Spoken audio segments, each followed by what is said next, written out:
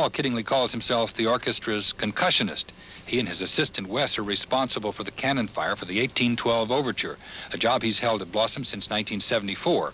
As owner of a firm in South Bend, Indiana that makes replicas of antique artillery for forts and old ships, he was first asked to develop a system to bring real cannon fire back to Tchaikovsky's score 16 years ago by this conductor, Erich Kunzel. When Tchaikovsky wrote the Overture in 1880, he wrote 16 cannon shots into the score, and he stipulated electric ignition in the interest of precision. Today, an electric switchbox is used to shoot off the fiery notes at the right time, but practicality calls for Paul igniting the blasts rather than the conductor, which Tchaikovsky had hoped for. The switches are wired to 16 original Lyle guns, collector's pieces dating back as far as the 1920s. It's interesting, Paul, that the Lyle gun was never used in anger. No, they were not weapons. Lyle guns were developed in 1878 for the purpose of projecting lifelines to distressed ships.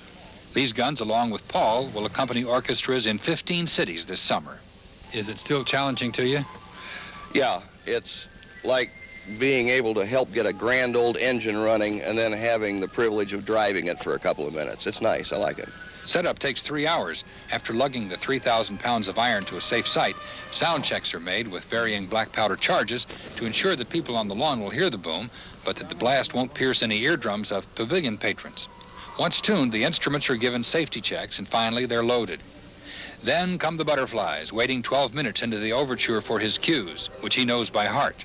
Does Paul consider himself a musician?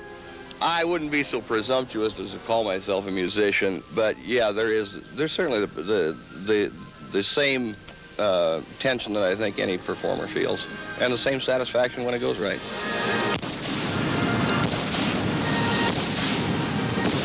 When the smoke clears and all 16 shots have been fired, Paul's job is done, until it's curtain time again.